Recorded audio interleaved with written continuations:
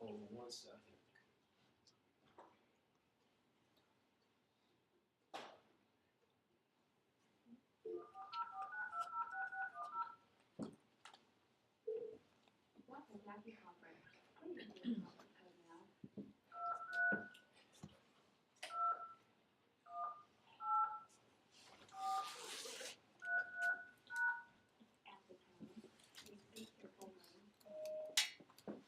Foundation.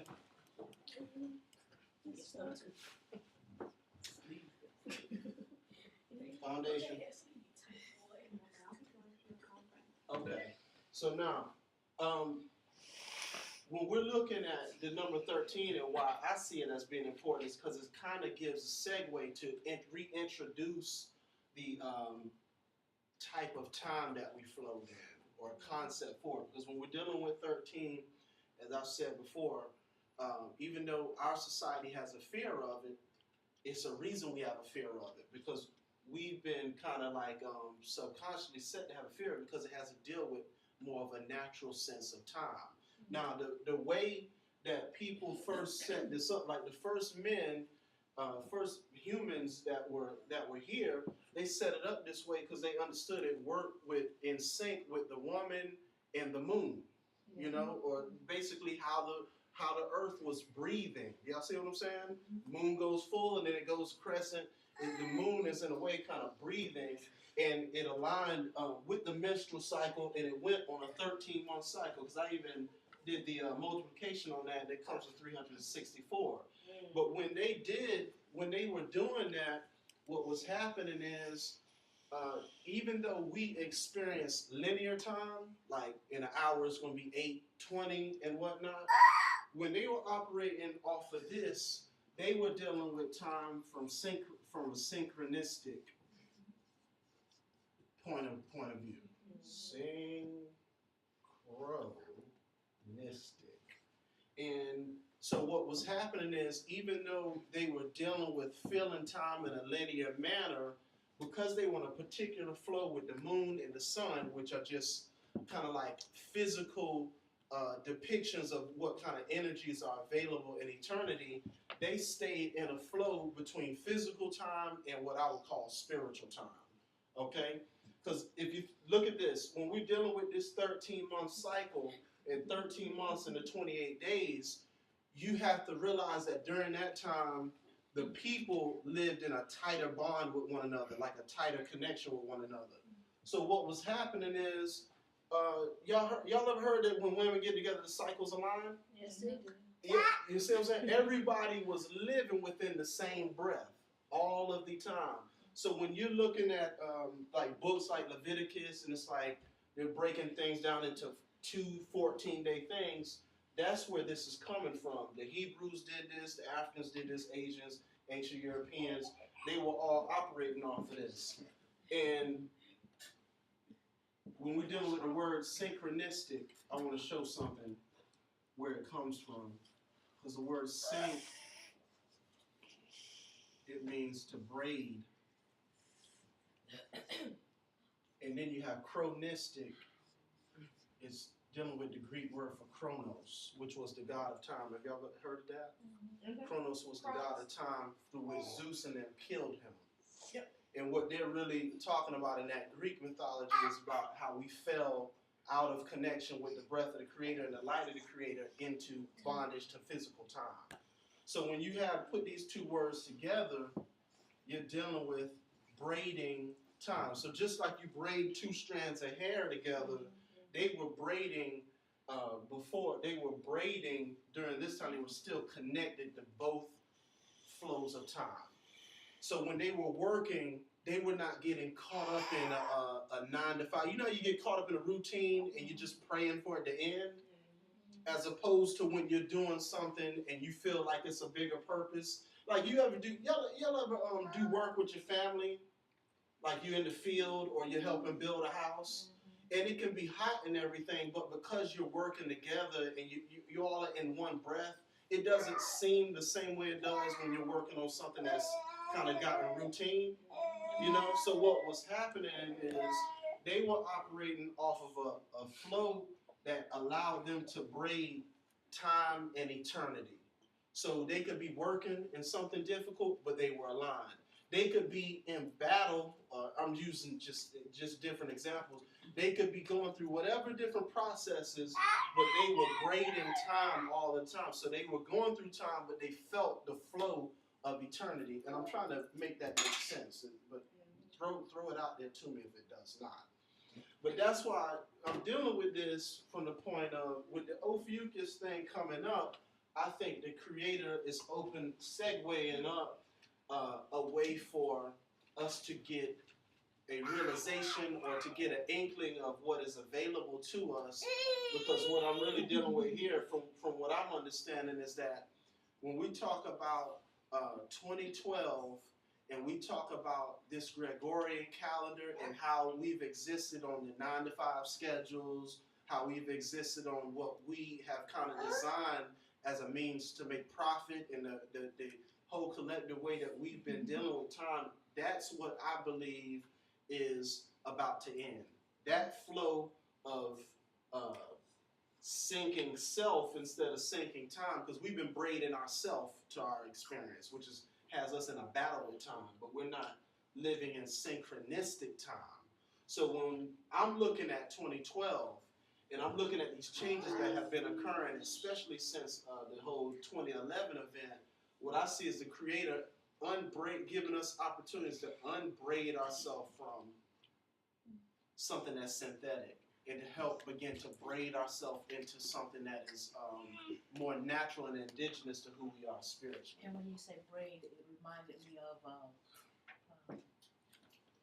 Avatar, where they sat down and part of their hair or whatever it was, whatever represented it, braided itself with the tree. Yes. They sat down to do Yes. that. That's So we've been braided to the false kind of God of self. yes. So we're talking about breaking all that down and unbraiding it and reconnecting to. Yeah, and see, that's why I love this, because the first thing you have to do in order to get into a synthetic kind of reality where men begin to more increasingly manipulate each other, you have to start unbraiding the relationships between people. So when they got off of the 13-month, 28-day cycle, they started to unbraid that, because the first way that we braid time synchronistically is with one another. That's why I use that example of when a community is working together, they actually have access to not only where they are in that moment in time, but they have access to time before and time ahead. And this was, to be honest, because the Gregorian calendar is a masculine kind of dominant thing, right? It was to throw the woman off. You see? Because if you throw the woman off now, everybody's cycles are different. You have more people having irregular cycle now more than ever.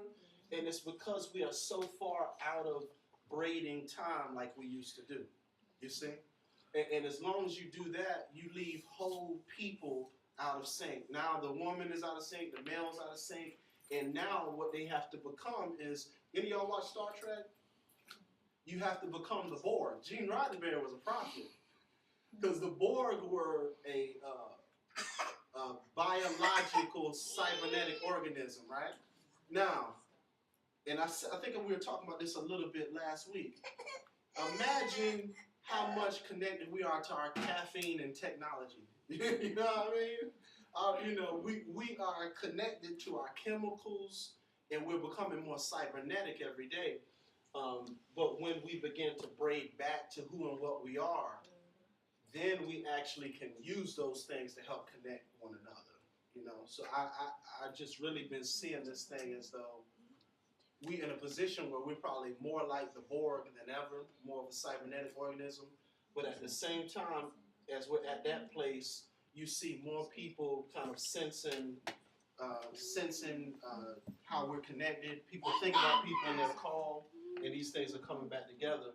And when you do that, then you actually do have the ability to link into the world around you because you are originally connected to it in the first place. So we're braiding time again, and I think the entire scriptures is completely about unbraiding ourselves from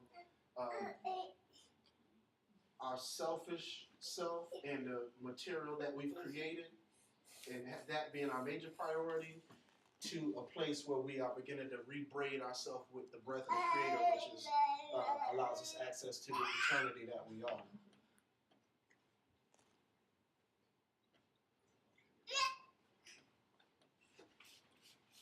Any other thoughts or questions on that? While you're talking, I was thinking about the synergy that we have when we are together, when we're on an accord. Yeah. I often use the example of that 18-wheeler, and you get into its pool right behind it, and it's almost like you don't have to use all your energy because you get caught up into the pool of that. Right. Same thing with this, but since we became unbraided, we don't have that synergy together, and so you've got women who have PMS. Yeah. And when you get those kinds of things, you feel like you're isolated and all by yourself. You're connected to anyone else. You think, God, this is my pain all by myself kind of thing. Yeah. So that unbraiding, that original unbraiding from time, contributes to some of the isolation that we feel now, some of the pain that we have now. Yeah. Oh, and you just made me think about something too. Because I was talking to somebody about this during this week. Now, when I wrote down about that 13-month, 28-day cycle and connecting into the menstruation cycle, and I think I've said this in here again, but even though the change from that flow of time into the whole Gregorian and all that took place over time, though it looked like it more so affected the woman in her cycle, what we failed to understand that males are on the same 28-day cycle. Do you see? They're on the same 28-day cycle. Anybody who has brothers, fathers, whatnot, you notice they're on a particular cycle of emotional process and intellectual thinking. But what happened is because they did not have a menstruation, it disturbed them more internally, and things started to get suppressed. So that's why you have the males who sometimes will feel certain ways and act certain ways but don't know where it came from, the anger outbursts and things like that. That comes from being unbraided with the Creator and eternal time. And so, what is occurring when we tap into understanding that there is a natural breathing of the Creator within us, then it allows us to start to repair the unsynchronistic experience that we have, and that's really the responsibility, because what goes on in the woman or the male, it goes on in each one. What happens in the female happens in the male in just a different way. Whatever happens in the male occurs with the female in a different way as well. So all of this is about braiding ourselves back with eternity. It's about braiding ourselves back. And like I said before, I think the entirety of the scriptures has to do simply with rebraiding ourselves back to an experience of eternity. Because our struggle is completely dealing with how we feel trapped in time. Because when we feel trapped in time, we feel isolated. And when Jesus was going around in the scriptures, when you're looking at the Gospels, dealing with the disciples, what you're dealing with is him grabbing a hold of them to take them out of that isolated world in that limited time and trying to bring them into, trying to help them braid themselves back into time. I don't know why this just reminds me of when I used to get my hair braided. When you get your hair braided, you come out of time. Any y'all, you know what I mean? You ever getting your hair braided by someone and you connected with them? It's like it's a bonding experience, True. I don't know. That's just me. I feel you. You feel what I'm saying, man. Braiding hair is a peaceful thing. Anyhow, any other thoughts or questions on anything? I wanted to go into this one thing, the 111 thing, right quick, just to touch on that a tad bit. If we haven't talked about it before, I just wanted to put it out there because some things that I saw about it, and I wanted to kind of put it out there, especially on tonight, because I realized that tonight is an 11/11 night too. Did any of y'all know that? Because, yeah, think about it. It's the first, it's January the 1st, then it's the 19th of 2011.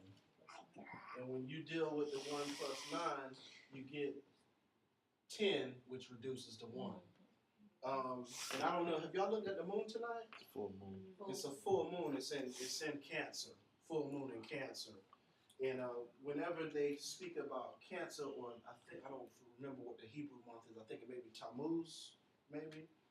But that month has to deal with it being a kind of like an ancestral gateway, you know, a connection to before and after your relationship to your descendants and your ancestors.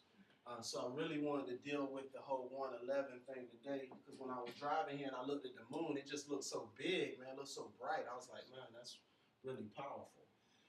But when we're talking about the 111 thing, and Joy told me about this last week. She called me, I think I was headed to work.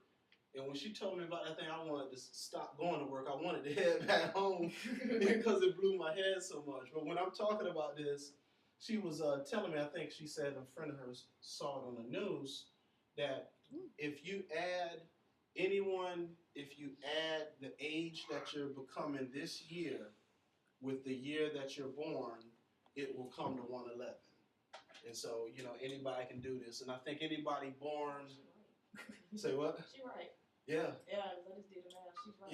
Yeah, anybody born after the year 2000 should come to 11. I know Cairo will be 2 this year, and he was born in 2009. How old is Jordan going to be? Is she? 7. In what year? He had to be born in 04, right? Mm-hmm. Yeah, see 11. Yeah, So we're dealing with 111, and then we're dealing with 11 for the post 2000ers. Okay. So when I was looking at this that day, I couldn't wait to get home because I had to crack some books. I was looking at this from a couple of different positions. But when I looked at that, it goes back to the whole synchronicity, or braiding chronos, or syncing time. Because it showed me that all of us are linked, and that sign through the mathematics kind of shows how there's a link across all of us. Almost, it was kind of like, to me, where you can be born whatever year, but based on how the system's been set up, it reveals that there's a link between us. So when I saw that, I really wanted to go in and look at what the 111, what I could see in that, and look at what the symbolism of it was, so I could kind of understand what was being kind of brought into the picture here. Now, the first thing that I was looking at with this, because I called Pastor Richards early that day, and we were dealing with the first thing of it being 1 and 11. And when we look at the number 11, and then we look at the number 1, then we know that, and this is very important, especially for this year, that the number 11 means a portal or a gateway. And that portal or gateway is basically dealing with between the spiritual or the invisible, where the Creator rests, and between the physical.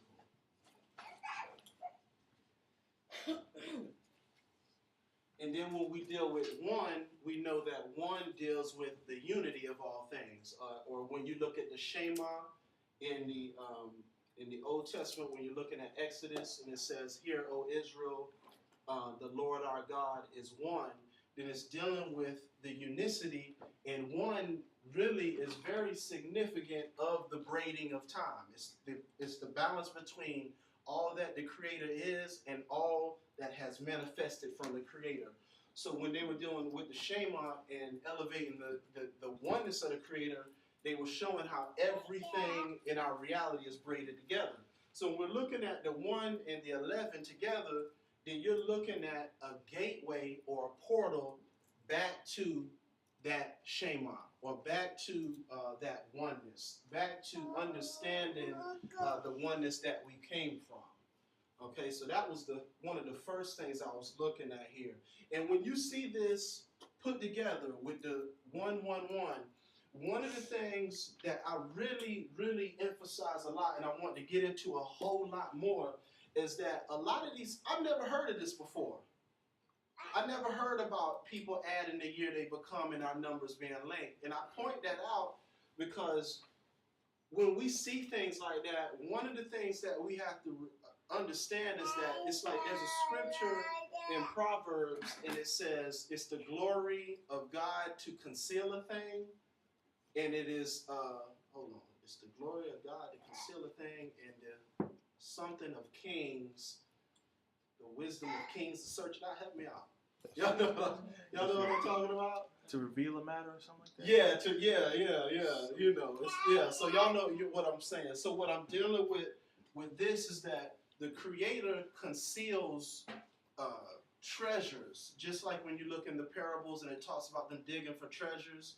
And for those who are seeking, when you find those treasures, what it's dealing with is a particular availability of life and light that has been planted there, which upon us discovering it opens up energy for us to use to shape our unfolding, shape the unfolding of our life together.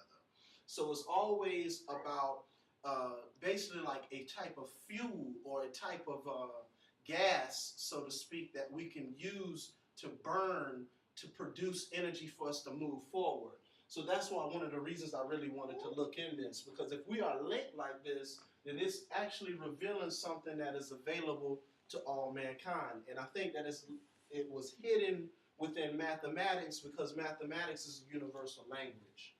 So when I looked at that, that was the one thing that we saw, that man is linked and there is an energy being made available that will basically represent a portal or a gateway back to the experience that was there. So we almost have moved at this point in time now, but have actually returned to a point that has been in existence before when you look at the children of Israel standing at Mount Sinai. That same opportunity has returned in a cycle for man to approach it again.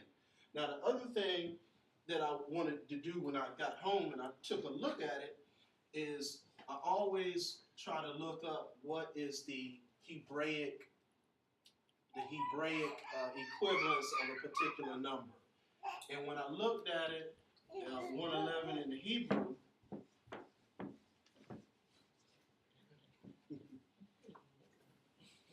what it came out to is two words that I saw that I want to emphasize. Well, actually, I'm going to do three because I want to show all the potentialities. Okay.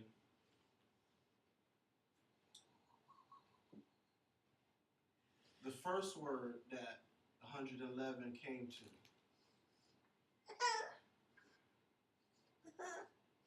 And this thing I want to go to while I'm on this too. In one of the scriptures, something Jesus said to the Pharisees and the people around him, he said, you know how to discern the skies, you know how to determine the weather, but you don't know how to discern the times. So one of the reasons that I'm putting that out there is because one of the things that was being expressed when that scripture was being put out there is that the signs are always hidden right in front of us, but it has to deal with who has the patience and who has the discipline to allow what is right in front of you to unfold itself. And that's why you had the disciples, because the disciples were different from the people in that the disciples had disciplined their character and disciplined their senses, both spiritually and physically, to be able to hear and see things that were right in front of them and right in front of everybody else, but to discipline themselves in such a way as to allow that which they see to unfold and reveal to them what was going on. So when he was saying that you know how to discern the skies and you know how to deal with the weather, he was saying you see everything that's happening physically, but you're not disciplined enough to see how it is unfolding a message about where, who, and where all things are. What is the relevance of what the Creator is doing in this particular time or moment? So that's why I want to put this up, because when we see these things begin to unfold, then we are able to use them and see what the Creator is trying to unfold for us to see as far as breathing in unison with Him. So one of the equivalences of the number 11, 111 is Aleph. The other one is Nakiel, and I'm going to go into what they mean. And then the other one, and don't quote me on this one, I think it's something like Ki or Kai. All right. Now, Aleph has to deal with, Aleph is a symbol for an ox. And if anyone knows anything about farming, then what an ox is a powerful beast that has like very strong strength, okay? It's a very powerful beast with primordial energy. And that's all Aleph is talking about. It's talking about raw spiritual energy. I'm going to say raw or primordial spiritual energy. When we're looking at Aleph, then we're looking at symbolically what was going on when you go into Genesis and you see God saying, in the beginning, God created. That's the ox moving everything into shape. So this is the beginning or the power or the spark of life that is within all of us that's available to bring forth life. Okay? When we deal with scriptures like in the power of the tongue is both life and death, it's talking about Aleph. It's how you use the spirit of the Creator that is within you. If you're asleep to the relationship that you have with the Creator and His principal power in you, then what you do is you let the ox loose and it brings forth death. That's what we do in an undisciplined manner. We use our language, we use our speech, we use these things in a way that doesn't produce a more balanced environment for ourselves, and we can take away from others and ourselves. But when we are disciplined and when we are using our heart and our breath and our desire to try and bring ourselves back into an understanding of who and what we are, then that Aleph now becomes something that allows us to be able to create from that force. The word abracadabra is a Hebrew word that deals with I create with words. And it very much is linked with Aleph. So when you're dealing with the disciplined ones or the disciples, or when you're talking about ourselves and we're dealing with what's being made available, then this is dealing with a rising of that energy that is being made available for us to use it to bring forth life. Okay? Okay? And the next word that I was looking at that is linked with, has the equivalence of the number 111 that we are all linked with this year, is, Nakiel means intelligence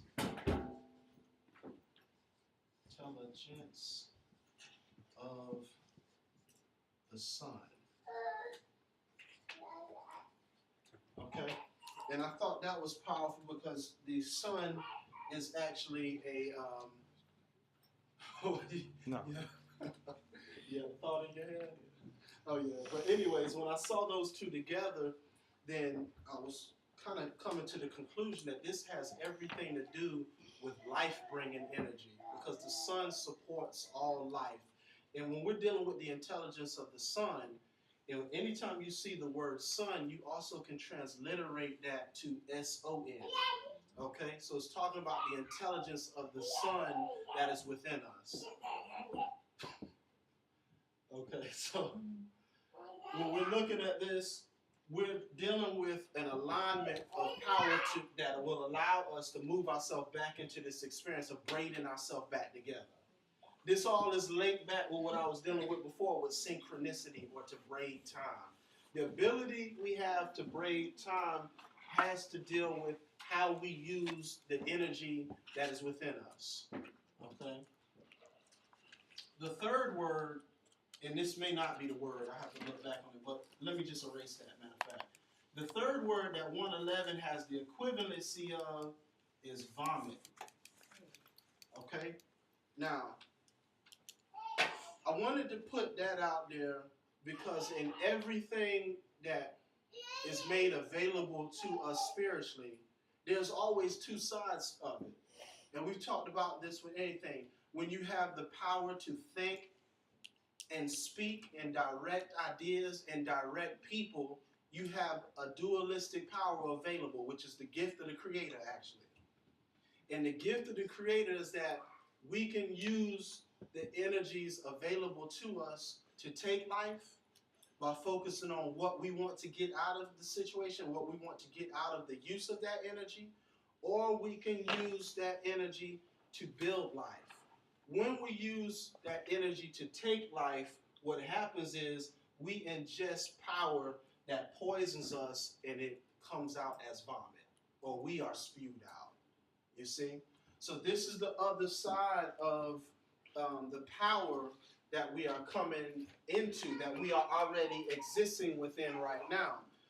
Though there's everything being made available as far as the primordial energy and the intelligence of the sun made available to us, there's also the opportunity for us to use these things selfishly and to regurgitate that energy in a negative way. Okay? The intelligence of the sun, too, is important in that each of us is influenced by the Creator spiritually and physically in a certain way that stamps us with a particular personality and energy. Okay? And this is why when you look at Jacob, you had the 12 sons, or when you look at Jesus and the disciples, you have the 12 disciples. Or when you look at the woman in Revelations, it talks about her having a crown or something of 12 stars. What it's dealing with, and we'll deal with the particular aspect of it dealing with Jesus, is the fact that you have Jesus, who is the son of the Creator. And when they deal with the son, and I saw this in an Egyptian text too, we've always been taught that the Egyptians worshiped the sun, but they saw the sun as a manifestation of the spiritual. So when you're looking at Jesus, or you're looking at the prophets, what we're actually dealing with is someone who disciplines their character to the level that they become the manifestation of the spiritual. Okay? And when you have Jesus dealing with the 12 disciples, or you have Jacob dealing with his 12 sons, you're dealing with the movement of the Creator through all of his different personalities. And this is why you have to have the 12. Because whenever there's a gathering of people, you have the government of the Creator through the different personalities. And this is the lens that the sun expresses itself through. Does that make sense to you all? Okay? So this is why you have in different families, you have different personalities, because it is a replica of the Creator giving an opportunity for the light of his essence to flow through different personalities to give us an experience of connection. Okay? Now, where I went with all of that is the point of this, where that will take me back to this. When we're looking at the intelligence of the sun, each one of us has a very unique way in which the Creator expresses itself. Okay? But at the same time as we have a unique way that the Creator expresses itself, we have also the unique opportunity to create waste from that. And that's why we have relationships where we come together to be able to balance out how we are expressing that light and how we are managing this raw spiritual energy, which is the Christ. So when you're dealing with the different relationships you have, that's the setup that you have. And to the degree that you yield to your relationships properly, and to the degree that you express yourself in the proper way, that's what allows you to harness this and enter into this experience of reconnecting with the Creator. Okay? That's what allows that. But when we're looking at all of this now, this is basically putting us into an understanding that we are at a very special point right now to access things and experience things with the Creator that we have not been formally trained to do so. Okay, because it is a gateway that is available, and according to how we are operating with the character of our heart, with what we actually want, this is what is multiplying. This is what we have in our heart as far as what it is we desire. That multiplies this energy and how we are allowed to receive it, and how we are allowed to express it. Okay, so it doesn't have anything to do with formal training or anything like that. We are at a place right now where everything that we have within can be amplified based on what we want to do with it. Okay, I want to take any thought or question on that right there, because I want to be able to bring clarity to things.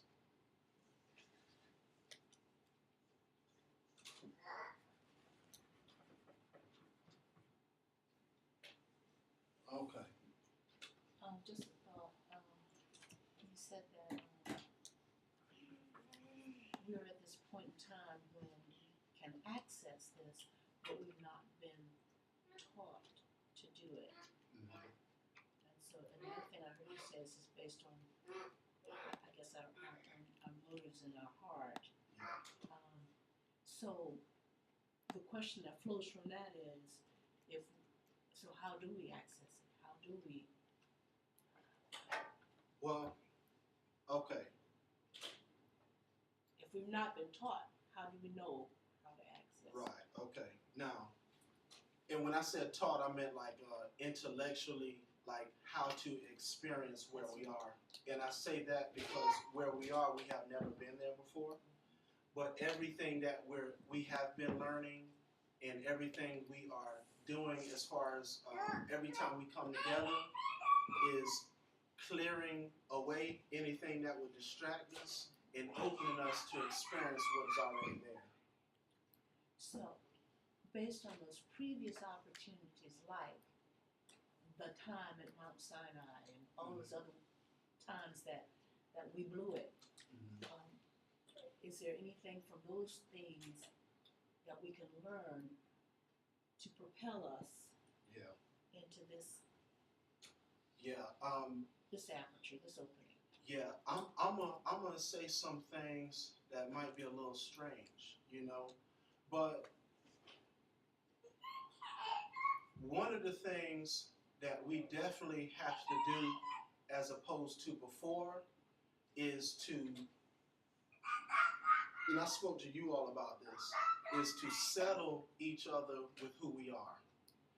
One of the best ways to propel ourselves and multiply the experience that is available to us is to constantly use it in simple terms, to encourage each other in what we see in one another. Do you see? Because by encouraging what we see in one another, what we are doing, and when I say that, it can be by words, it can be by action, it can be by correction. Because my own example, what encourages me sometimes is to be corrected. Sometimes I'm moving out there too far, and I have to be cut back, And when I'm cut back by someone who loves me, that brings me back into the breath of who I am, that allows me to, or sometimes when we see things in one another that we don't see in ourselves, to encourage that. And to also allow ourselves to be settled with what we feel, okay? Because one of the things that is a danger of slipping back is always grasping back to experiences that we are familiar with, whether that be pain or whether that be things that we considered as paradise in the past, because that in times prior has always been what takes us out of ourselves, as far as who the Creator has termed us to be, and brings us back into who we created ourselves to be in our own image. Does that make sense? What I hear you saying. Help me out now. No, whether you have to affirm it or not. Mhm. What I hear you saying is this whole thing about doubt versus certainty. Yes. Being settled in who you think you are is accepting it with certainty Right. and not allowing doubt or anything else Yeah. to distract you from it, but just to be just to walk with certainty into Yeah. that. Yeah, and really that's the best way to sum it up. You really just cleared it.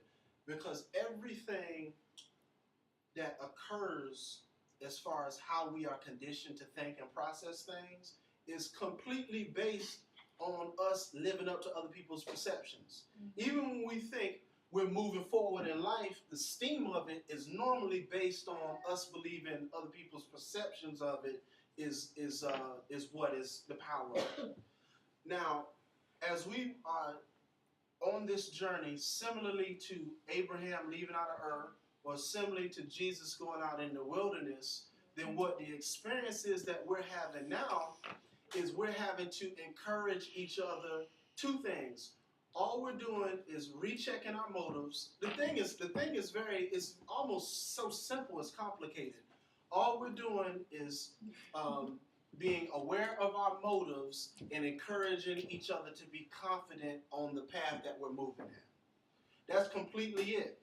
And the reason that this is so important is because we are transitioning into a different age. So what's happening is this. With everything we see with the birds, with the finances failing, everybody who is grasping back to any kind of structure of living based on business or social stuff or relationships, what you see is all of that is being unbraided. You feel what I'm saying?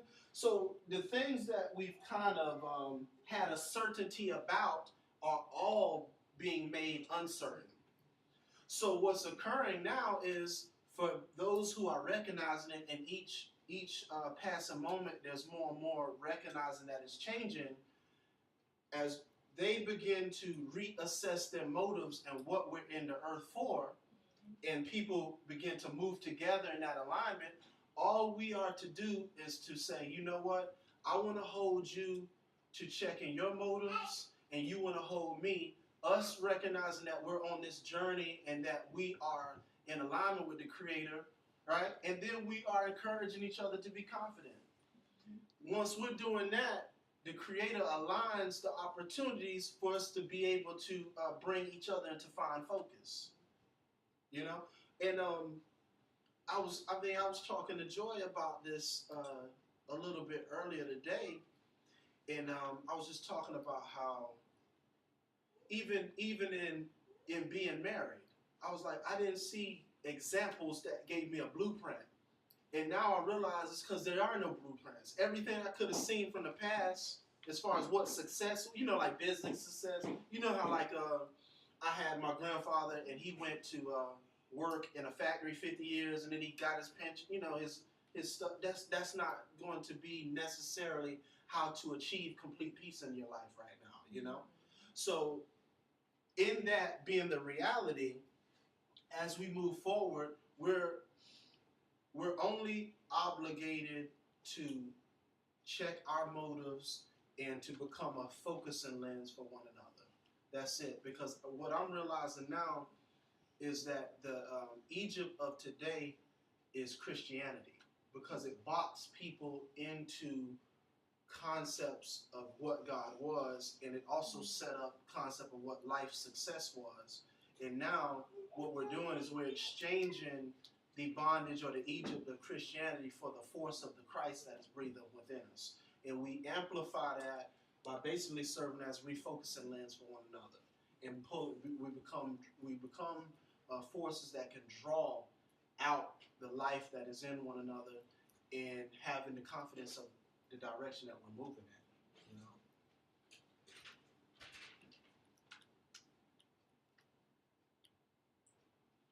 Let's see here. So now I was dealing with the whole 111. So this is what the whole 111 thing is dealing with here, and everybody is aligned with it. Okay. So that's what I wanted to go over that and just kind of put that out there.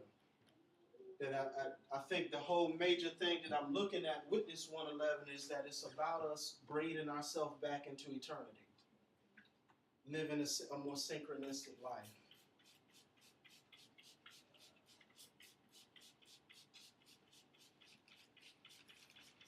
You know, I was just thinking about this, you know, the key to everything that we sometimes feel we're missing in life is hidden within one another.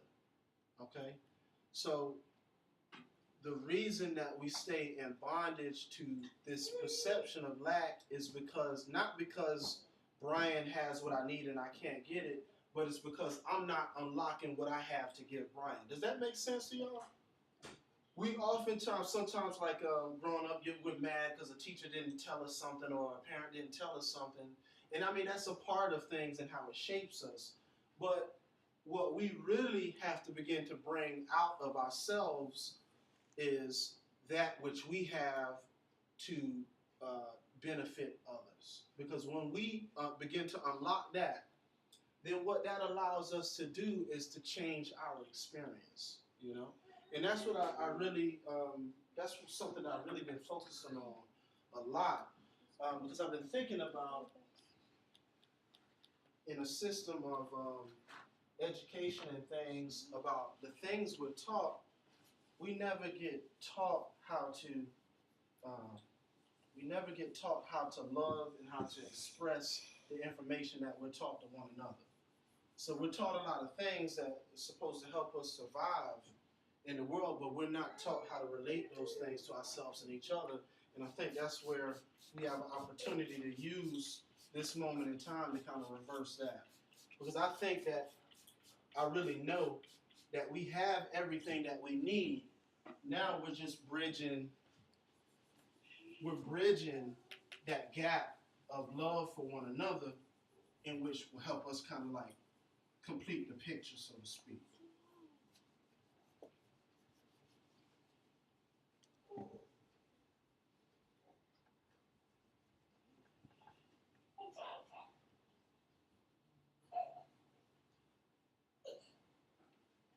Okay.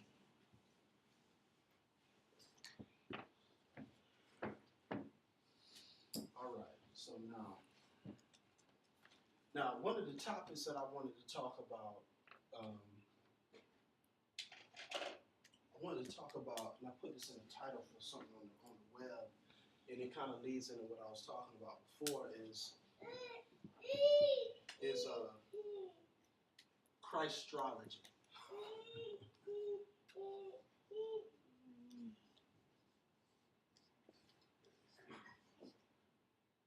One of the things that I'm beginning to notice about the effects of how Jesus has been taught to us, which was not the original way Jesus was perceived in the first century, is that we have kind of separated the journey with Jesus and our understanding of the message of the kingdom from ourselves. So everything is kind of fed into a man, but it doesn't reflect back into our own life.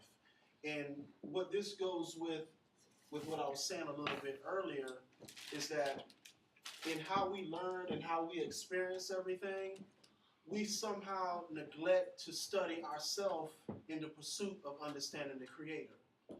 And I've been thinking about this a lot, because I was thinking about how a lot of times, like when I was growing up, I would always hear that God has a purpose for you, right? But I was like, well, you know, I didn't know how to find it. You know what I mean? I was always trying, but I was like, does it just magically kind of come, you know, or does it just like hit you in the face? And it can, and I think that it does a lot. But what I really thought about is how, when we deal with how Christianity was established with the Constantinian thing, then it became all about a figure and less about us understanding our relationship with one another. So everything was put in the figure. So everything positive was put into, that was Jesus. Everything bad was dumped into the people. But when I was looking at the original concept of how they dealt with the message of the kingdom, then it completely had to deal with a holistic experience of them learning what the kingdom was or what those principles of the kingdom was, and it had to do with people understanding who they were. Okay, and when I say all that, I say that to say that when we run around talking about a purpose or understanding our purpose, then a lot of times what we don't look at is how the Creator has already marked every aspect of our life to be able to deal with it, to be able to discover it. Okay, so when we look at things like the scriptures always deal with seasons, you know. In this season, in Ecclesiastes, there's a time and a season for all things. When the scriptures deal with names, in the scriptures, no name is haphazard. All names deal with spiritual character. It deals with the dimensions of particular characteristics and personalities from a divine perspective. And then we're dealing with numbers. Y'all have to excuse me because internally I'm like breaking past some things of myself. You know what I'm saying? I'm breaking past some things of myself, man, inside of my own thinking. I think I'm doing it on behalf of the Southern Columbia energy or something like that. You know? But when we're dealing with this, there's a correlation with when we were born, how we were named, and the times. The Creator, in the same way, aligned nature this way, that certain plants are seeded at a particular time, certain animals mate at particular times, and pollinate, cross-pollinate different plants and vegetation. So the Creator established this, and this goes back to the cycle that we were talking about when we deal with the 13-month, 28-day calendar. When we were living in that, then what was happening is we were in sync with the emotion and thought of the Creator and how those emotions and thoughts flowed into the world around us. So when we looked at particular things, we understood that those were representative of the emotions and thoughts of the Creator based on the flow of seasons and time. All of these things were established as physical principles as a result of spiritual ones, so that we could be in sync with what was occurring around us, because it represented what was happening within us and what we had access to. Okay? Now, the same way that we have nature and the pollination and the seasonal flow of weather that is occurring around us, is the same way that we have different forces that are directly the result of the Creator that affect us, that give us marks, like, you know, like birthmarks. You know how everyone has different birthmarks? All of these things became markers of who we are, and a lot of those things have been completely pushed out of our recognition, or it's difficult for us to accept those markers because of our braiding to material things as opposed to the flow of life that is coming from the Creator. So when we're looking at Christology, as I've termed it, and that is an original Jamil word, Christology is us. This goes back to a part of your question as well.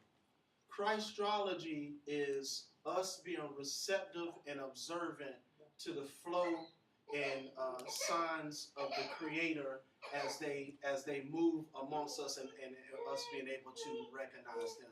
So it's us being observant and receptive to the distinct differences in one another, and learning how to understand those distinct differences in such a way as to build bridges for us to know how to connect with one another. Now, when we deal with the term the Christ, a lot of times we have always been taught to view the Christ as like Jesus' last name, or to view it as the word, the anointing, as if someone rubbing oil, or the power of the Creator. But when we look in the scriptures, and when you look at John, and it says that through him all things were made, shaped, and formed, and those things in John chapter 1. And then when you go in Genesis and you see God saying, and he spoke on this day and this was created, then what you see is one and the same thing being represented in those two sets of scriptures. you see that the Christ function is, it is the energy that brings forth life, it is the energy that maintains life, and it is the force or the idea, the thoughts, ideas, and concepts that reveals the connections between all life. Okay? Because we know that God spoke, and then he said he created the heavens and the earth. But then we go back, it says, he said, let there be light. And then you say different sets of lights. And then it goes from a firmament in the heavens below. Then it goes down to the plants and, the trees and the formation of life. So what we are actually looking at is the character and the function of the Christ, which is much more broad perspective than it being just localized to one person, but it is talking about a web of energy, a web of life that is around us. Take it back to give you an example from the movie. You're talking about Avatar. When the colonists were talking about cutting the trees down, and you remember Sigourney Weaver said, no, you can't cut the trees down. She was saying that there is a web of life that is being communicated between all the trees. That's a representation flowing through that physical world on Pandora of what the Christ is. It is a flowing energy, personality, and intelligence that flows through everything. And thus, it affects everything and it interconnects everything. And I believe that one of the reasons that the Christ was taken and localized to a man is to completely cut us off from understanding our interrelation with the forces around us, especially being how the seasons and our name and the day and times that we were born influence us as being a very specific, unique expression of the Creator. Okay? So when it talks about Jesus being the Word in the flesh, everybody is the Word manifest in the flesh. Only some of us are confused about it. We're just confused or completely lost on that fact. But when we look at the seasons and the names and the numbers, then we can start to understand how these things begin to affect us, and it allows us to now become sensitive to what is occurring with ourselves in relationship to others. Now, when we're dealing with, I'm going to start off with the names, okay? We'll start off with the names first, and I'm going to just kind of go around. When we deal with our names are one of the first and most powerful indicators of what the Creator intended for us as potential for our life, okay? And that's why I'm going to tell y'all something, to be honest. Even when you hear people naming their kids that crazy stuff, like Tanda Lalisha, and yeah, I was on I heard the radio, and this lady had said her name, and this was just funny to me because I was dying laughing. I had to pull the car over, and Atrocious. no, it's close. Hey, it's close. It's close. The lady said, the radio host was like, okay, man, what's your name? You won the prize. She said her name was Divorcious. Divorcious? I was like, what kind? That was vicious, man. I was like, Divorcious? That sounds like you like eating something, devouring something. Deadly. So anyhow, I digress. Back to my point. Even in the crazy names that people are named, and I said this a little bit before, even though we think that is the result of man's chaos, nothing is outside of the realm of the oneness that the Creator was and the oneness that they recognized back in Exodus when they said the Lord your God is one. Even in that, which is kind of like absurd to us in some ways, this is still the force of the Creator imprinting a particular message in that name for the namee, okay? Via the namer. Because I don't believe that the namer is always conscious of what they're doing, but the namer is imprinting things upon the child via the force of the Creator, which allows the child at some point to come back to understanding of who they are. Okay, so when we deal with names deal with potential prophetic destiny. A name, as all the rest of these are simply seeds. None of these things rigidly define anyone. They're simply guideposts for the uniqueness of the individual. Okay, so and it's it's about how you resonate with it a little bit. The more you grow, the more you can pull out of your name. You know, I'm trying to just think about everybody's names in here, what I can kind of hear from them. You know, does everybody know what their names kind of mean in here? Y'all know? My name means that I'm very wise and I can predict the future. Okay. With the Jedidah? The Jedidah. What's the root of it? What country is it? Do you know? She doesn't. My aunt doesn't remember. It's from a book. Okay. She's not sure what country. She doesn't remember. Okay. All right. I got you. I'm just trying to listen to some people's names. You know yours, Ms. Barbara? I did. I can't remember. You gotta go look that up. I can't remember. Mr. James, you know yours? No, I don't even need to ask you. Yours is Deborah. Yeah. It's pretty cut and dry. I just know it's from Africa. I just don't know. Yeah. I'm just trying to listen to what I hear as the different meanings. You know yours, Ms. Arden? I know it's noble. Noble? Okay. B? Like Miss Barbara, I did, but I don't know. It's something very basic. It's not What about, I do. What's yours, Mara? I think it is like bitter, but it's like a fragrance, like mirth. Yeah, Mark. Yeah. But when I was looking at my name, when I rearranged it, you get Army, and you also get Mirrors. See, that's the kind of stuff that I'm talking about. Like, I like that you gave that example because when I'm talking about the Christology, which I don't want to confuse it with just pure astrology, that's an aspect of it, how the Creator unfolds things. But one of the things that I wanted to kind of emphasize is that with this term I'm using as Christology, it allows us to be receptive to how our names, how our times and seasons can speak through us. Do you see what I'm saying? Because the Creator is always trying to speak, and the way that He speaks through us is through the resonance energy of who we are. You know? And if we are listening, that speech is always occurring, but we have to be disciplined enough to be in the right place in the right time within ourselves. I'm not, not necessarily talking about places physically, but we are in places physically in order to help discipline ourselves. Does that make sense? That is what disciplines the inner man, because the only thing that you can control is your environments. You can control which environments you wish to influence you. Because I knew that the Myra is Mary, and then you can listen to your names and constantly pull from how it's kind of speaking to you. Because I'm listening to Miss Barbara, Miss Audrey, and the Deborah, and I'm just kind of like listening to different things that kind of resonate in that.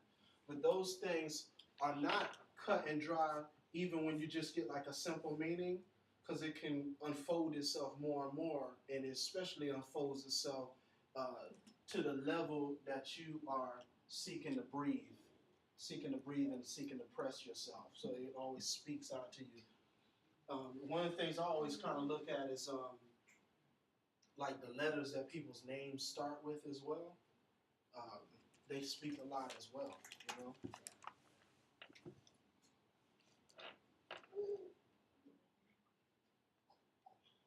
What else did I want to go into this? Oh, I want to say this too. Like sometimes it's kind of wild, but that's a good thing to sound your own name out.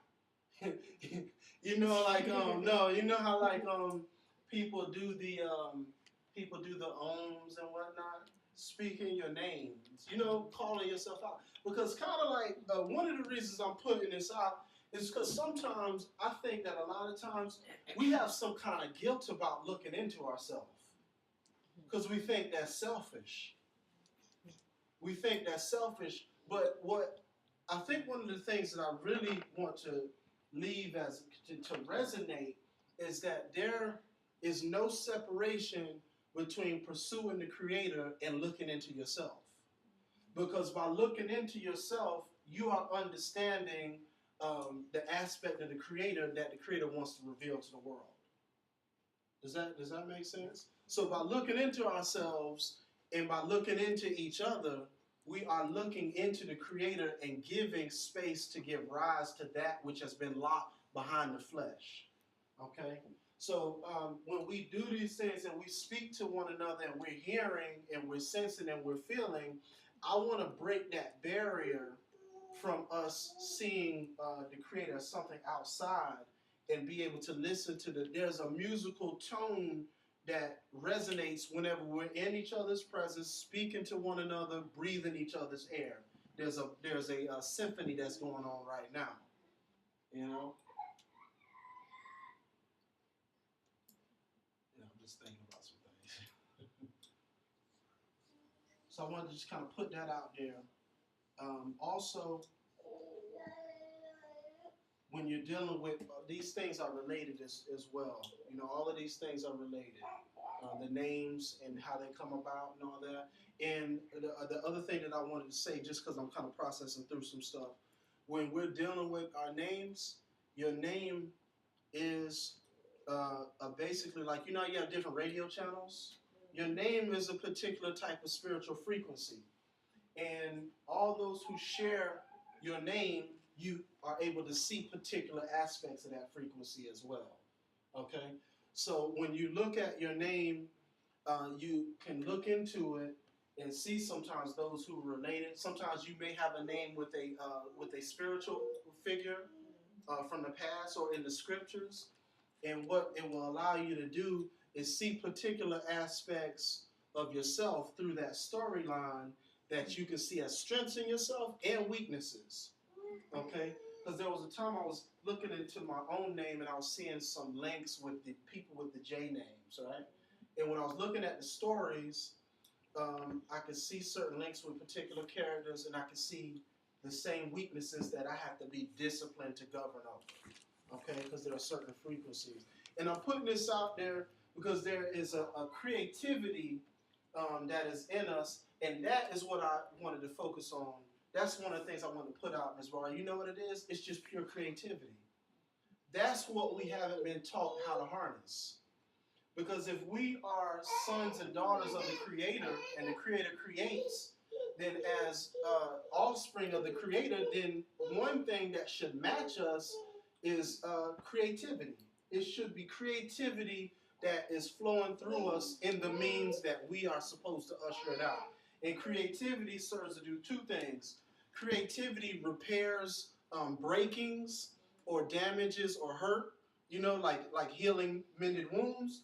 And then creativity builds new ways of experiencing things. So in order for us to live in the image and likeness of the Creator, then we have to be in connection with creativity.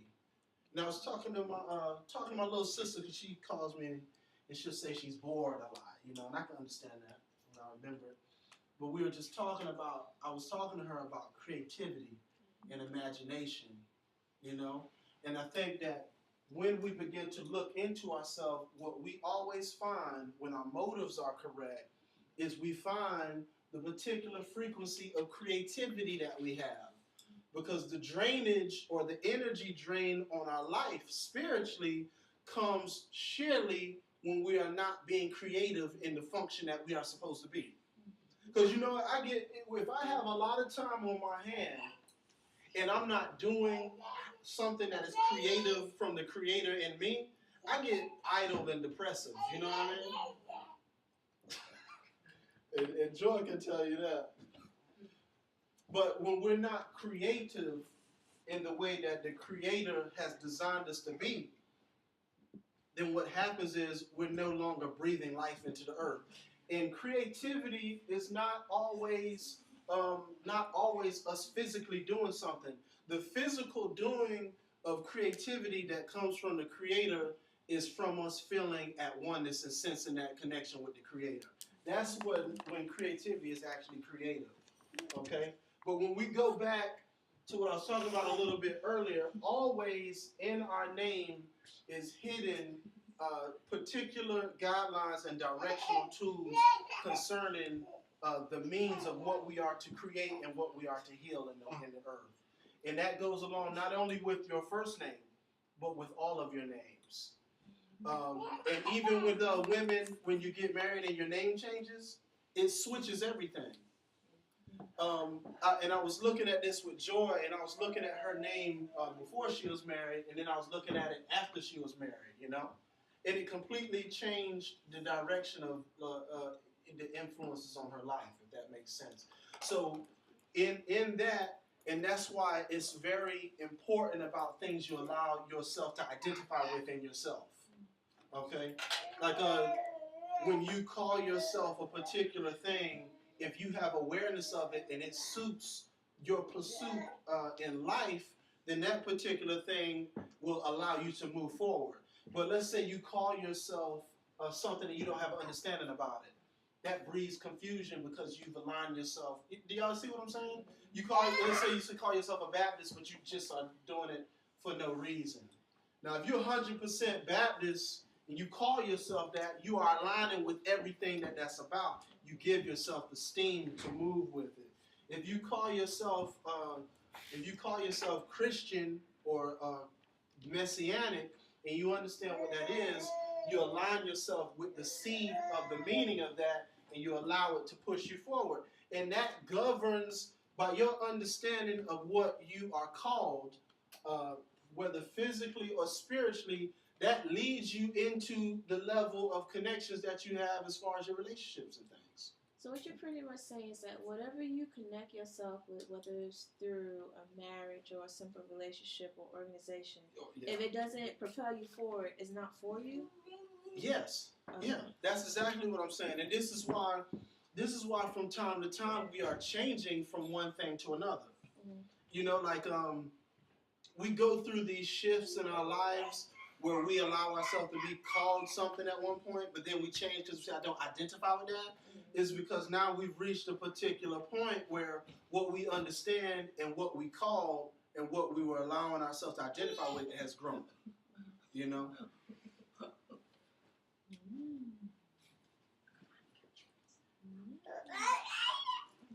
You know what? That also goes along with do any of y'all know this when you have family, they call you different stuff? Yeah. You know what I mean? Like, you know, everybody.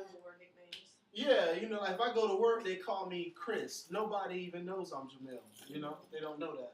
And then when I leave there, you know, these things influence you too. And I kind of understand that now because Chris is a more diplomatic. You know, I need to be more diplomatic than I need to be a Jamil at work, you know. But when we identify with understanding that comes alive in us concerning our name, that allows us to further be pressed into the right places and times in our relationships with one another. When we deal, any questions on names and things like that? Because I'm going to revisit all of these. I'm just going with some basics at first. I was just saying, it makes sense what you're talking about because looking at my name, and I have 3 additional names that I go by, and my favorite one is when my dad named me and my twin sister nicknames after his sisters. Mm-hmm. They're not twins, but they named Brian, Annette and Jeanette. Yeah. And Annette, which is my aunt that I favor, I feel like I took on her name, but I also took on her responsibility as a type of woman who she is and how she carries herself and that she strives for excellence. Yeah. And when I grew up and I started realizing that I need to, not only I name after her, I need to be more like her and favor her. And she realized that as I grew up, I started to be more like her. Yeah. And my sister, who's the opposite of me, Jeanette, she ended up being more like her. Yeah. You know, different attitude and things of that nature. So names do come a long way. And see, that's a good example because I think one of the things that I like about that example is that what we don't understand, what we sometimes take for granted, is that life is a play on spiritual energy from the Creator. Even when we don't know it, and that's what I'm saying, even when we're dealing with the names and what we call one another, they a lot of times are moving and in syncing with purposes with purposes and dimensions that are beyond our perception that are available for us when we're being sensitive to those physical things showing us who and where we are. You see, and what they can link us to help us see what is the Christology of our life. You feel what I'm saying? It can really do that a lot for us. When we deal with, and I'm dealing with this from a very surface level right now because I'm going to move into it deeper as we go out. When we deal with the seasons as another part, okay? Deal with the center ball being the seed. And then this one being the light of God. And these being the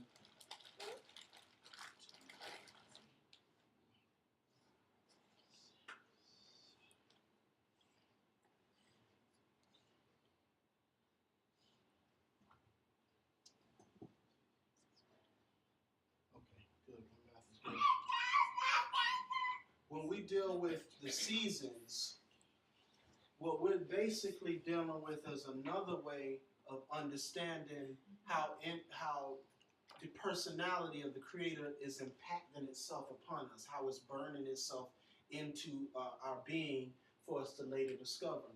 Because just like we have the 4 physical seasons of summer, winter, and spring, those are manifestations of things that happen in the heavens that are influencing them, and those things above that are being influenced directly by the Creator. Now, the point that I want to get at with this is we dealing with now the whole influence of the stars. When you're looking in the book of Genesis and Abraham is talking to the Creator, or rather the Creator is talking within Abraham, he says that I will make your descendants as the stars of the heavens, okay? And what he's basically saying or giving them an understanding of is not only will you understand yourself as a physical being, but you'll understand yourself in an exalted way like the stars are exalted above the earth, okay? And what that is dealing with is how each of us on this physical planet is infected or affected or influenced by the time and season that we're born according to the stars, because that is representative of a type of personality that the Creator is burning or imprinting itself upon us. And those things kind of help us give an understanding of, in combination with our names, the type of elements that we represent, the type of character that we have from a celestial point of view. Because whether we know it or not, as we are walking around in bodies, we are operating in a type of spiritual place, so to speak, that is on a much higher level. And when I'm dealing with this, I don't want to come off as though I am in some kind of way worshiping the stars, because the stars are just something that are influenced by the Creator that gives us a means of recognizing things. But when we look at like the time that we were born, then we see particular things according to our personalities, okay? So each of these signs, all 12 of them represent different elements, such as fire, water, air. Aries and a Leo and a Sagittarius represent fire, or the desire to purify or to move or to purify things. A Taurus, a Virgo, and a Capricorn, they represent earth, and so on and so forth. So when I'm talking about this, what we're dealing with is a means of understanding the type of element of the Creator that we are, and how we express that element in this earth in order to build a balance. We've dealt with this before. We've dealt with the Tetragrammaton, Yahweh, right? Now, when we look at this a different way, what we understand is that each one of these represent those 4 elements as they manifest themselves through creation. Okay, so we're dealing with the fire of the Creator, the desire to bring forth life of the Creator. We're dealing with the air, or the mind of the creator. Then we're dealing with water, or the emotion of the creator. And then we're dealing with earth, which is the manifestation of it.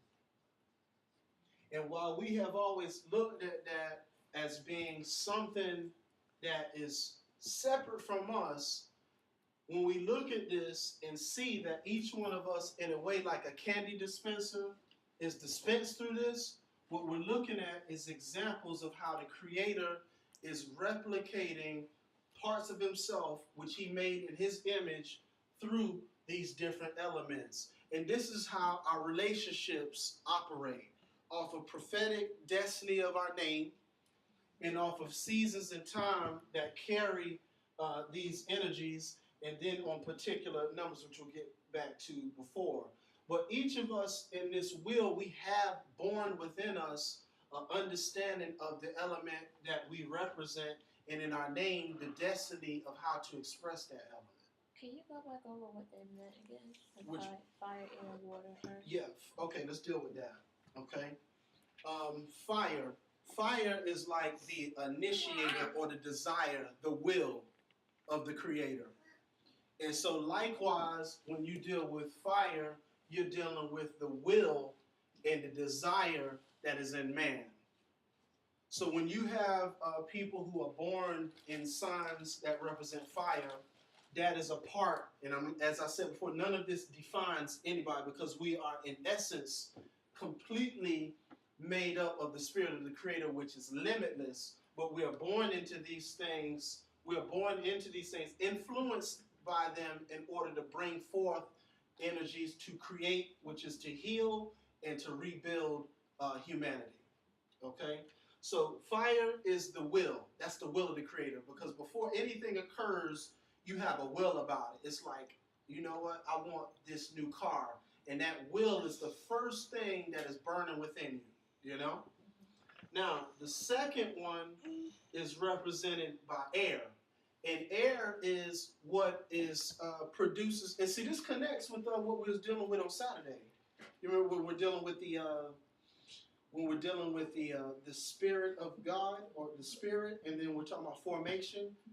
You know, it kind of deals with that. But the air is basically where the thoughts begin to form.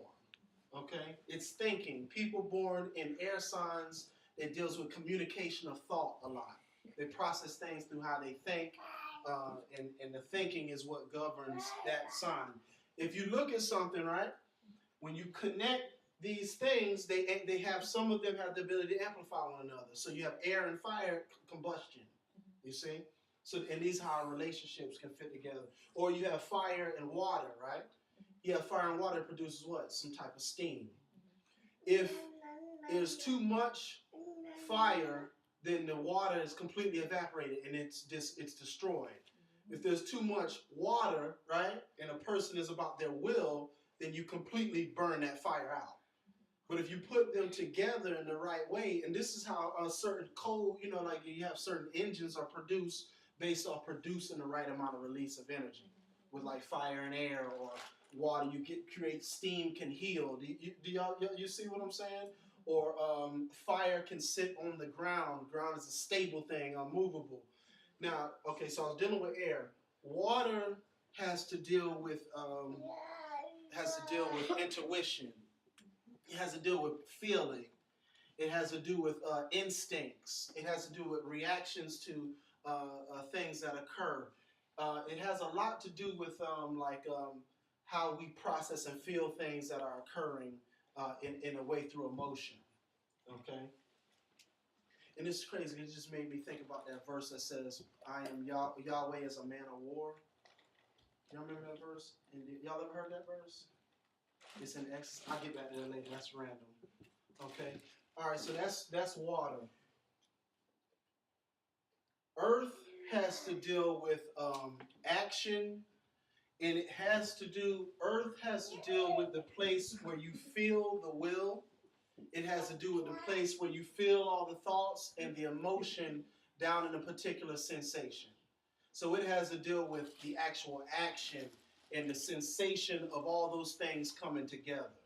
But it has also to do with stability and it has to do with more so like being a little bit more rigid of a place, basically a place of stability, but also kind of indicative of being less moving than the rest of these.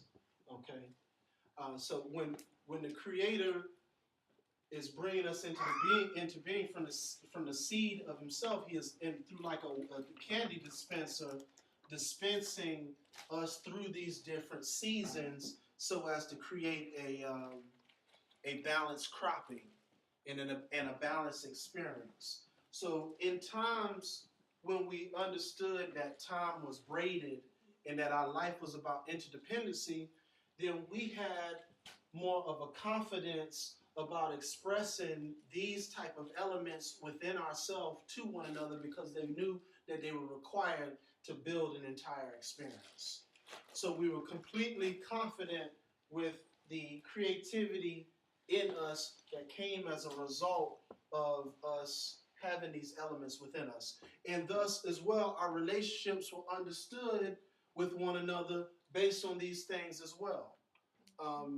We begin now, when you look at this and we begin to like break down each one of them, we understand now you have a better lens or view of understanding why the relationships are established in your life that seemingly were outside of your control. Okay, I give an example. My father and my mother, they were particularly there to give me an experience that would help root me, but at the same time help me be free enough. With my father being an earth sign, a Capricorn, right? It's kind of rooted. It's about order. It's very much about order and specific routine thinkings, you know? And it's about understanding, like a lot to deal with responsibilities. My mother was a Gemini, and that has to do with communicating of ideas. And she always was the one who influenced me, never take something just for thought, ask questions, you know? Think about things and process. I needed both of those things in order to be balanced for myself, even though I may have rebelled against it. But anyhow, those are examples that we can use and see in relationship to ourselves and others, that the Creator places particular elements of people around us in order to allow us to come to a place of balance, even when it's not something that we particularly are comfortable with. And it allows us to understand how to relate to them properly as we become more receptive to the Creator communicating to us the specific, unique essence of who we are from these things. Thoughts or questions on any of that? On anything? So you're saying that we can look at our parents as like clues as far as like what we need to work on, as far as like you said, like stability or yeah.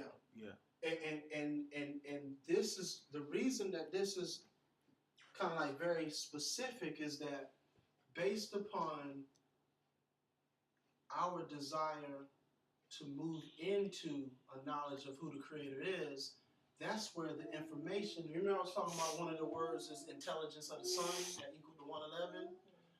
That's the place where the Creator can communicate to us the specific relation to these things. Because you know what? This is the other part. And this is going to sound kind of crazy. But sometimes the way that the Creator forms is by showing us the things that must be overthrown about our parents. Does that make sense?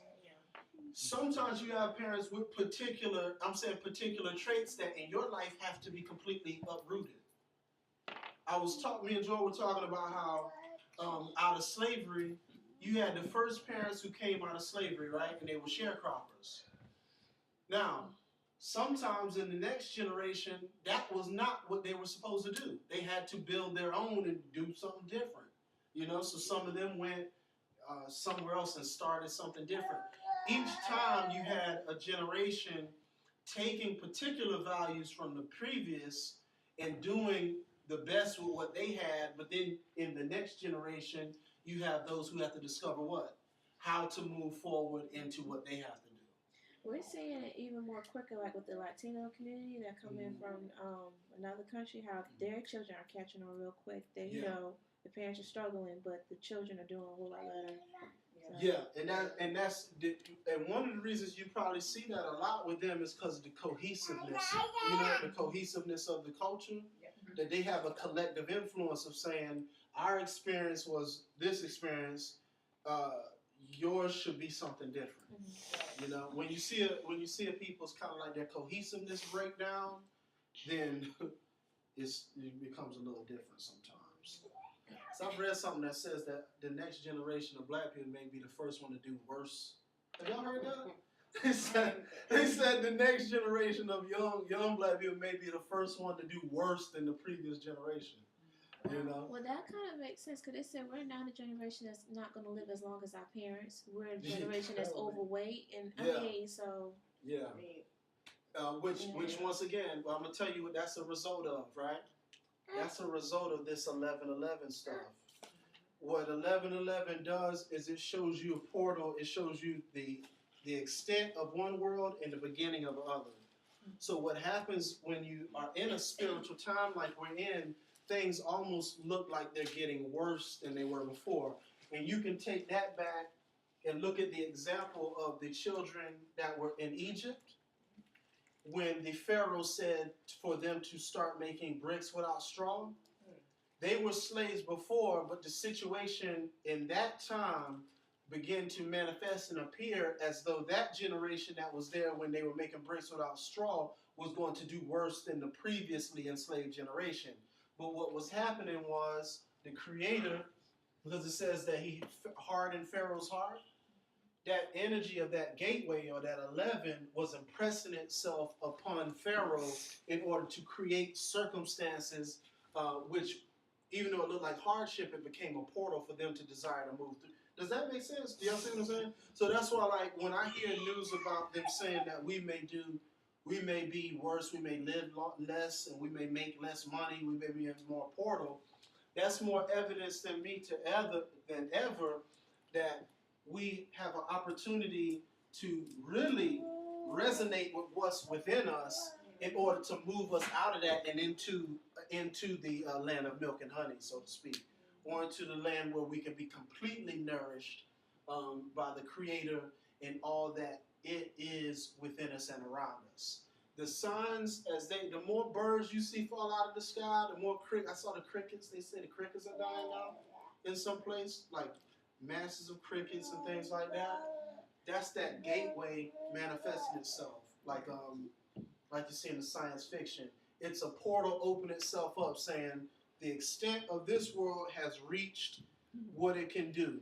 Now you have to enter into the world that you were, and that's why it is more critically important for us to begin to understand seasons and names and how they influence us, because they serve as simply like breadcrumb trails to who and what we are within.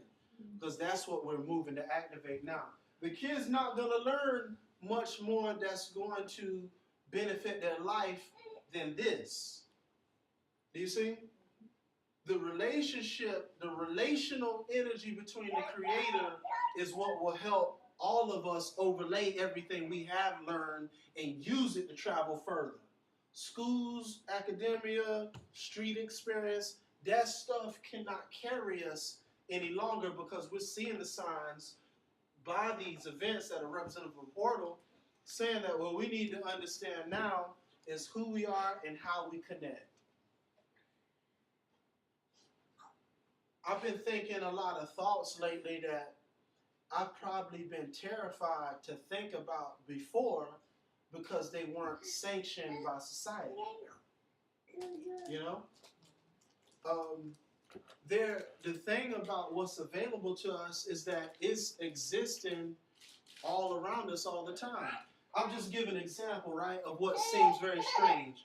My mother and my stepfather one time, they said, maybe we should buy a house together, and in order to make the payments less, just buy one together and section it off. Now, guess what? That'd be terrifying on people. Because you'd be like, you know what I'm saying? You think about living with your parents again. You know what I mean? Now, but what is it that makes us terrified of concepts like that? I'm just using that as an example. What terrifies us is how we've been conditioned in this time of seeing each other as so antagonistic, so separate, and things like that, that makes those possibilities outlandish to us. Okay?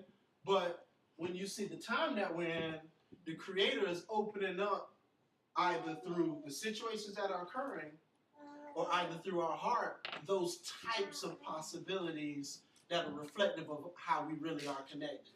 Does that make sense to you? Does that make sense to y'all? So what I'm saying is that these kind of thoughts and undercurrents are already flowing through us based on how the Creator has already touched us in particular ways. But what we have the opportunity to do is unfold all those locked up worlds of wealth inside of ourselves by simply disciplining ourselves to be led by that which we are and that which is within us. Okay? Because right now, more than ever, we need to have the ability to pull those type of realities out of ourselves and trust ourselves to walk within those type of realities. Because every one of the influences or insights that the Creator reveals within us has to do simply with tying us back together. Okay? I'm gonna go into this a little bit more next time, but I really wanted to kind of put this out there. And Ms. Mara, I'm gonna erase all this. I got a little bit of. Don't worry about it. Okay, you gonna use this side? Leave it up. Don't worry about it. Okay, all right.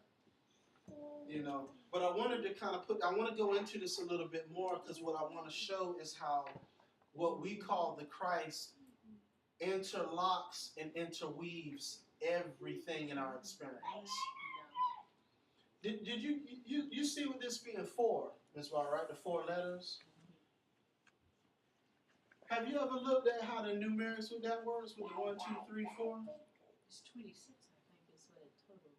Well, no, this actually equals when you add each one of these, right? Oh. No. It equals 10. Oh, you mean 1, 2, 3, Yeah, 4. 1, like 2, that. 3, and 4. Not Yeah. what- Oh, you were talking about not the what multiplication. build. Yeah, I was looking at. And I was looking at that and how that relates with the law, with the commandments and things like that. And I guess the reason I'm putting this up there is because I'm like a mad scientist in my head now. I'm seeing how everything is interlocked. The worlds that we're talking about, everything is interlocked. And by us being able to be sensitive to the correlations, we open ourselves up to experience all of the connections. Because all of these things are interlocked through our experience with the Creator within us that we are. I'm going to go into next week with the numbers.